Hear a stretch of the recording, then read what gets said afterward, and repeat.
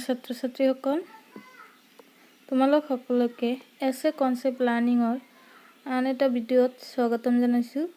আজিৰ এই ভিডিঅ'ত লৈ আহিছো ক্লাছ 10ৰ জেনেৰেল সায়েন্সৰ লেসন নম্বৰ 1 ৰাসায়নিক বিক্ৰিয়া আৰু সমীকৰণৰ কেইটামান কোৱেশ্চন আৰু আনসাৰ।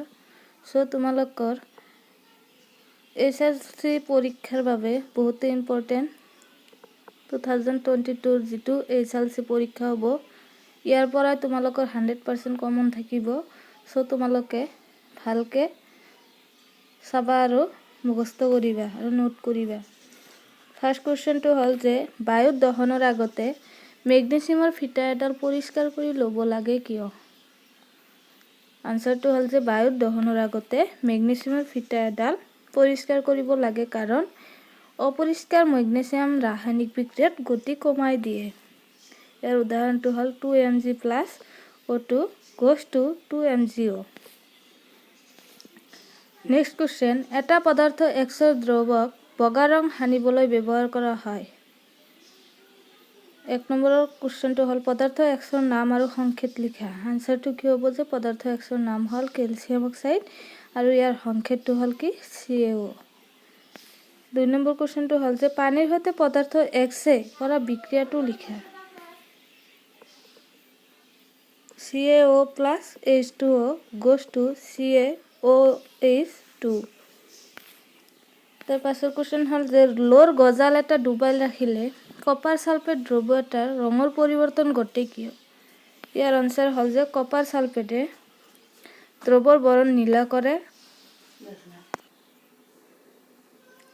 এই দ্ৰব্য এটা লোৰ গজালত ডুবালে নীলা বৰণৰ বাবে পৰিৱৰ্তন ঘটে কাৰণ লো তামতকৈ অধিক সক্ৰিয় হোৱা বাবে ই তামক অপহৰণ কৰি ফেৰাছ সালফেট আৰু তাপ উৎপন্ন কৰে।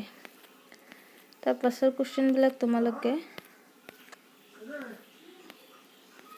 লিখি লবা, যদি বুজাই দিব লাগে তোমালোকে কমেন্ট কৰি জনাবা, মই বুজাই দিম। তাপবৰ্জী আৰু তাপগ্ৰাহী বিক্ৰিয়া কাক বোলে? উদাহৰণ দিয়া। যিবোৰ ৰাসায়নিক বিক্ৰিয়াত বিক্ৰিয়াজাত পদাৰ্থৰ লগতে তাপ উৎপন্ন হয় তাকে তাপবৰ্জী বিক্ৰিয়া বোলে। যেনে C+O2 goes to CO2। যিবোৰ ৰাসায়নিক বিক্ৰিয়াত তাপ শোষিত হয় তাকে তাপগ্ৰাহী বিক্ৰিয়া বোলে। যেনে H2+I2 goes to 2Hi। শ্বসন এটা তাপবৰ্জী বিক্ৰিয়া বুলি কিয় কোৱা হয়? শ্বসন প্ৰক্ৰিয়াত অক্সিজেনৰ উপস্থিতিত কোষত খাদ্যৰ জাৰণ ঘটি যথেষ্ট পৰিমাণে তাপ শক্তি উৎপন্ন হয়, সেইকাৰণে শ্বসনক তাপবৰ্জী বিক্ৰিয়া বুলি কোৱা হয়।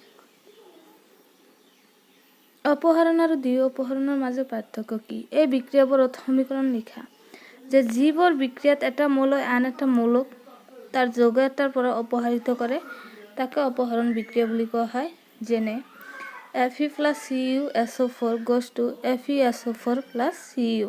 আনহাতে যিবোৰ বিক্ৰিয়াত দুটা বিক্ৰিয়ক বেলেগ বেলেগ পৰমাণু বা পৰমাণুত পৰস্পৰৰ লগত স্থান বিনিময় কৰে তাকে দ্বি অপহৰণ বিক্ৰিয়া বোলে।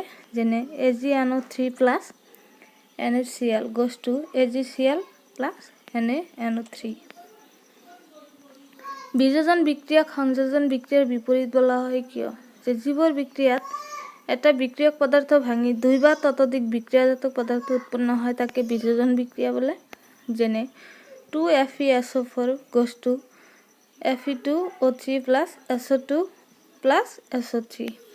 আনহাতে যিবোৰ বিক্ৰিয়াত দুই বা ততোধিক বিক্ৰিয়াজাত পদাৰ্থ ভাঙি এটা বিক্ৰিয়ক পদাৰ্থ উৎপন্ন কৰে